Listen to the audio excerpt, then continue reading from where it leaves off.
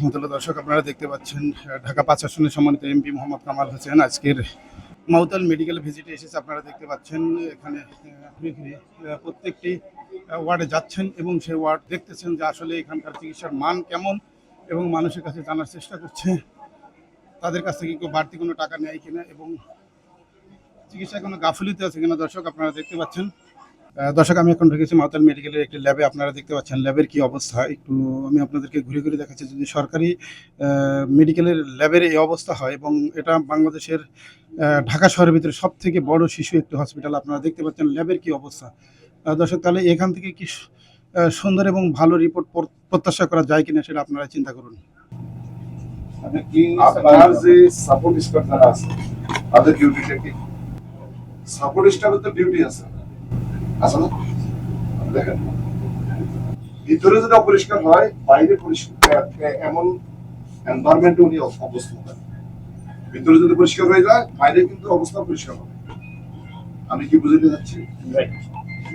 ভিতরে যদি কি ডার্টি হয় বাইরে তো রিফ্লেকশন হবে। ডিপার্টমেন্টের ভিতরে কিন্তু মানে আপনারা অনেক যোগ্য ব্যক্তি কিন্তু আপনার সাপোর্ট স্টাফ যদি আপনাকে সাপোর্ট না করে তাহলে আপনাকে তাদের সাপোর্ট নিতে হবে। এই কাজটা কে করাবে? এটা কি আপনার এডিশন করাবে, ডাইরেক্টর করাবে? এটা আসলে বিষয়টা একবারে সোসাইটি।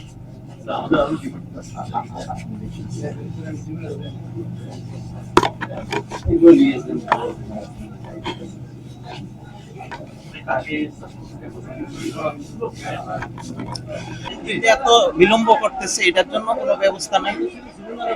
কয়টার সময় ওনার আসার কথা ছিল, আইসে কয়টায়? এখানে 11টা লেখা, কি কারণে 3 দিন আগের রিপোর্ট দেখেন 11টা বাজে দিবে বলতেছে। হ্যাঁ 18 তারিখের রিপোর্ট আজকে দিতে বলতেছে। এখনো হ্যাঁ আজকেরই দেওয়ার ডেট, কিন্তু এটা 11টা বাজবে কেন? ডাক্তার দেখাবো কখন, যাবো কখন? হ্যাঁ এই যে এখন আসছে উনি আপনারা ভিডিও।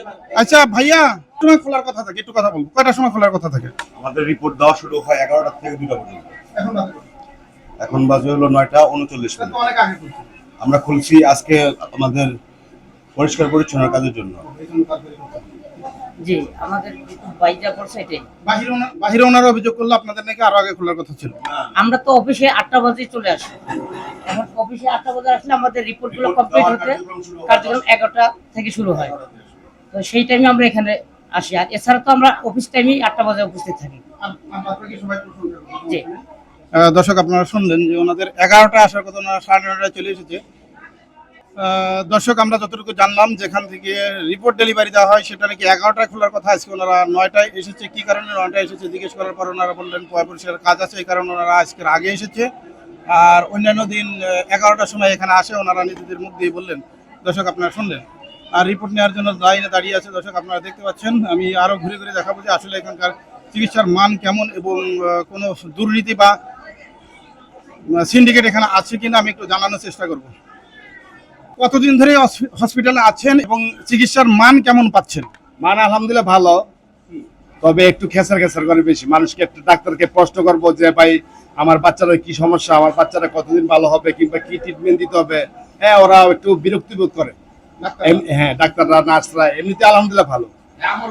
হ্যাঁ এখানে আমার রোগী নিয়ে আসছি, আমার রোগী এখনো পর্যন্ত ধরে নাই। মানে আমরা এখনো পর্যন্ত দোতলা বসে রয়েছি। এই যে আসছি প্রায় তো সকাল 6টার দিকে আসছি। ডাক্তার আসছে, ডাক্তার দেখছে বলছে উপরে যাওয়ার জন্য। এখন সিট বলে খালি নাই, রোগীর সিট কোনো খালি নাই। এখন সিট এখনো পর্যন্ত আমরা বাচ্চারা নিয়ে বসে রয়েছি। আমার বাচ্চা এখনো উপর পর্যন্ত কান্নাকাটি করতেছে। হ্যাঁ হ্যাঁ আসবেন, আমার একটু দেখেন, আসেন আমার বাচ্চারা দেখে যান, আসেন। বাচ্চারা 6টা বাজে নিয়ে আসছি, এখন মতো আমরা সিট পাই নাই। আচ্ছা দেখেন আমাদের এখনো পর্যন্ত সিট পাই নাই, আমাদের বলছে অপেক্ষা করার জন্য। কিন্তু বুঝতে পারতেছি না, আমার এই অ্যাডমিশনের জন্য কাগজ দিচ্ছে, এখানে আমরা করাইছি।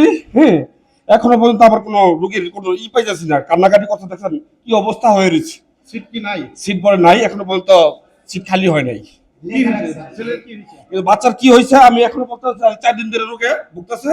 দেখেন অবস্থা আছেন, আচ্ছা চোখের পানি তো রাখতে পারছে বাচ্চার ছোট যাবে, খুব কষ্ট হচ্ছে বাচ্চার লোকে। আমার 4 দিন 5 দিন যাবো খুব কষ্ট করতেছি, কি বলবো। আমার বাচ্চারা এখন পর্যন্ত কোথায় নিয়ে যাবো এটা বুঝতে পারতেছি না স্যার। চলেন নার্স থেকে বয় থেকে একবার সবাই দোয়াই দোয়া খায়, এক একজনের 200 টাকা 500 টাকা না দিলে কোনো কাজ করে না, এক একজন সবাই একই সিস্টেম। নিচে অনেক রুগীকে জিজ্ঞেস করা হলো, তারা যে বললো যে কোনো টাকা লাগে না। কি প্রত্যেকটা রুগীতে আমি আজকে 3 দিন এখানে, প্রত্যেকটা নার্সে 200 টাকা করে দিতে হয়েছে, এক একজনের বাদ নাই। আপনি উপরে থাকেন, আমি এমপির উপরে নিয়ে আসতেছি।